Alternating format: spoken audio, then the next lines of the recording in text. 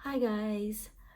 For today's video, meron tayong topic na pag-uusapan. So, kakaiba to. Hindi tayo yung daily routine or anything like that. Meron akong nabasa. No, not nabasa. Meron akong nakitang video. Sorry. I think, if I'm not mistaken, it's from GMA. Kasi hindi na ako nakakanood ng mga ganyang uh, TV series, TV programs sa atin. So, nakita ko lang siya rito sa FB. Meron lang siyang scenario or scene o clip na ah, pinakita. I'm not sure kung sa Facebook ba yun or sa TikTok. But, I don't know the whole story. Pero yung base dun sa clip na nakita ko, ganito yung scenario. Yung mister niya is nag-Canada. Nagtatrabaho I think sa Canada, tapos nakauwi na ng Pilipinas.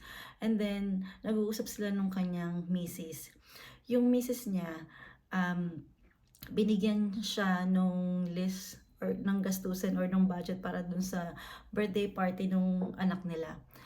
So, all in all, the budget was 100,000 pesos for the birthday party. So, nagalit yung mister niya. Sabi niya, masyado namang malaki ata to, yung budget for the birthday because 100,000, ang maximum budget lang niya is 50K. And then, sabi ng misis niya, well, hindi naman, parang sinabi niya na, hindi naman na-celebrate yung birthday party. Correct me if I'm wrong. Before, so ngayon lang nila masicelebrate yung birthday party. Kaya ginawa niyang en grande. So, sabi nung mister niya, mapapabalik mo na naman ako kaagad dyan ng Canada. So, nagagalit siya kasi nga, mahirap nga magtrabaho daw sa Canada. Tapos, gagastusin lang niya yung pera ng ganun-ganun lang. So, imbes na magtatagal pa siya ng Pilipinas, mapapabalik siya ng maaga sa Canada para lang mag-ipon ulit. Ngayon, nagalit yung misis niya. Sabi niya, di sana kung pinagtatrabaho mo ko, tutulong siya sa gastos. So, yung si Mister, eventually, ayaw niya magtrabaho yung misis niya para daw may nag-aalaga dun sa anak nila. And then, si Mrs. sabi niya, pwede naman tayong kumuha ng nanny. Magbabantay sa anak natin kung mag-work ako. Tapos sabi ni Mr., ayan ka na naman, gastos na naman. So, pag may nanny, magbibigay na naman tayo ng expenses. So, nag-away sila hanggang sa pumunta dun sa point na sabi ni Mr., kaya nga we planned na after 3 years na daw silang magkaroon ng anak and not after 1 year of marriage. So, I think na-misinterpret ni Mrs. Sabi niya, wala pala siya sa plano mo. Anyway, yun lang yung clip. For me, para silang may mali. So, unang-una, panig ako dun sa lalaki na 100,000 is too much for a birthday party. Kahit nasabihin natin na 18th birthday party or anumang special age ng birthday party, is just birthday party. Pero actually doon sa clip, mas bata pa lang yung baby, yung bata. I'm not sure kung ilang taon, pero bata pa siya. Anyway, kahit nga 18 years old, ang point ko is kung hindi naman kaya ng family yung ganong budget, bakit mo i-maximize or bakit ka lalagpas dun sa budget? Yun yung hindi ko rin maintindihan. Although, siguro before, ang iniisip natin as a Filipino is ganun tayo, no? Medyo nagets ko yung culture natin na ganun, na pagka party, grande, birthday, wedding party, especially wedding party, no? Minsan yung iba, inuutang pa yan. para lang magkaroon ng engrandeng party kasi nga it's once in a lifetime yung wedding, ganyan. Tapos para ma-invite lahat, ganun. So basically, we're just trying to impress not ourselves but the people around us. Kasi iisipin natin, ano sasabihin ng mga tao na to, ganyan.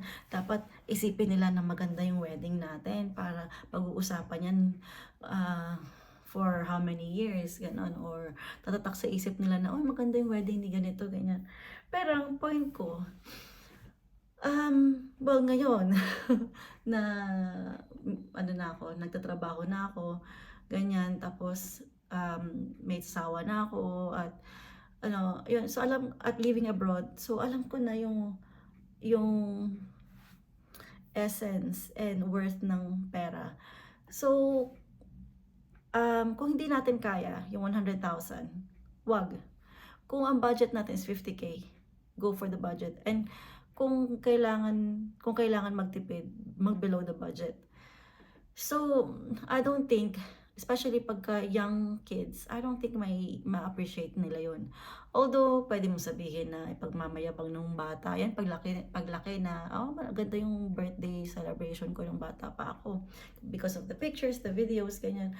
Pero, like I said, it's not worth it. Kasi, yung hirap at pagod ng mister niya sa abroad, yung homesickness niya doon, iba. Kasi pag nagtatrabaho ka sa abroad, ikaw lang. And it takes, how many months, years, bago siya makauwi and to make sure na makaipon siya ng malaki. And then, in just one day, malulustay yung ganong kahalagang pera. So, yeah, panig ako dun sa lalaki about that. And yung point naman ng babae na gusto niyang mag-work, I also agree na dapat yung mga mister, kailangan, kahit part-time yan, kailangan meron ding work yung babae. Kasi gusto naman pala nung misis niya na mag-work. So why not give her a chance? Kasi like for me, kasi ako, malayo ako sa family ko. Pag hindi ako nag-work, it actually affects my mental health. Wala akong kausap, wala akong pagkakaabalahan, ganun. So I'd rather have, divert my thoughts. Kasi kung yung routine ko is ganun lang every time, bahay lang, tapos alaga ng bata, magkakaroon ka ng depression, tsaka yeah, it would affect massively your mental health. Kaya I would suggest na mag-work yung babae, si Mrs.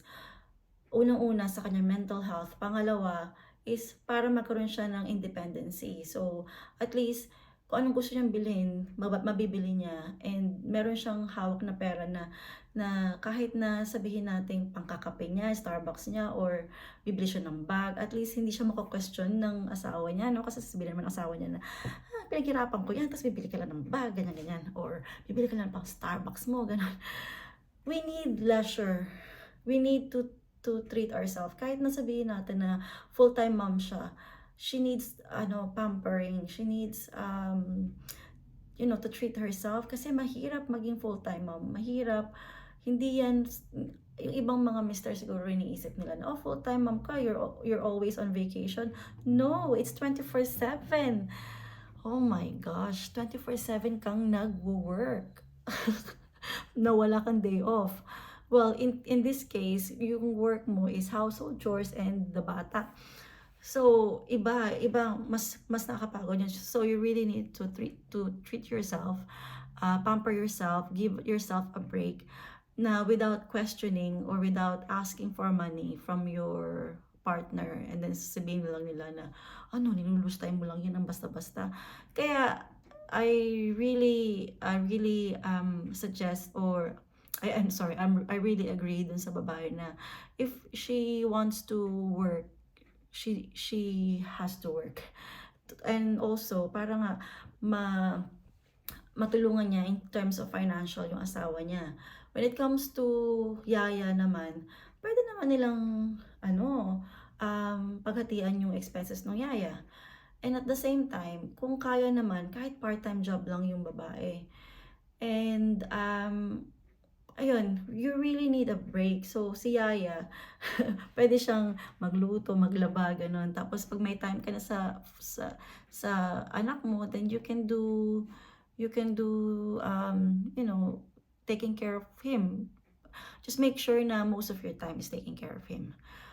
So, like right now, in my case, um, excuse me, I'm working full time at ang hirap kasi working full time means lesser time with Alex, and at the same time, weekend lang yung aking pahinga, but then obviously weekend is not really a pahinga, a rest day, because andyan siya, and I need to look after him, ganyan. So everywhere I go, kailangan kasama ko siya kasi walang nagbabantay. And if you're having a break, iba pa din yun. At least, no, kahit ilang hours lang yan, having a break is very important. Kailangan mong mag-reboot. Kasi kung lagi kang um, walang break, lagi ka lang nagbabantay ng bata, and it's just a routinary day, every day, talagang mag-burn out ka. Anyway, so those are my points. And when it comes to the last one na sinabi niya na he's not part of your plan, I think na misunderstood niya, kasi I think yung sinabi ng lalaki, 3 years after the marriage nila Pinlano, na magkaroon ng anak, not after a year of marriage, which is being practical. Kasi yung ngayon, yung mga modern partners or couples ngayon, they actually wanted to have kids after 2 years or 3 years, ganyan, or a year. Kasi a year kung kaya na nila, kasi they wanted to enjoy themselves together, yung gusto nila mag-travel together, gusto nilang ma-enjoy yung relationship nila together as married couples, ganyan. And based on my experience, we wanted actually to we were trying to have a baby ever since I came here, pero it didn't just happen. I think blessing in disguise, kasi we get to enjoy it ourselves. So we managed to go to different places. Nagbakasyon kami nag-out of the country kami, ganun. So na-afford namin yun, and then I was able to pay for my visa, my citizenship alone, kasi I was working full time, tapos yung pera ko, nakakaipon ako ng pera, so madali lang yung money when it comes, madali lang magbakasyon kasi nga may pera ako naipon. Unlike siguro kung ang case namin ay nagkaroon kami ng baby in the beginning of our marriage, hindi namin may enjoy yung pagta-travel together, yung panunod ng sine, ganyan, pagda-date, ganyan. At so magiging burn out ako in the beginning of our relationship. So yun, God has always the best, not has, have always the best plan for all of us. Kaya naman, trust Him. Kung hindi pa panahon. Anyway, nalalayo na tayo sa usapan. But yeah, I think I would agree, not I think, I would agree with the guy about that. Kung gusto nung couple, or kung gusto nyo ng magkaroon ng anak, agad-agad, go for it. Pero just be mindful na yun nga, hindi nyo may enjoy yung mga things like that, yung leisure together, and then magiging just be ready sa mga expenses na kaakibat noon. Anyway, so mahaba-haba na yung explanation ko, and I forgot actually the title of that program, but anyway, kung naiintindihan nyo yung title nun, kung alam niyo yung programa na tinutukoy ko, just let me know. And that's it for today. Thanks for watching. Bye-bye!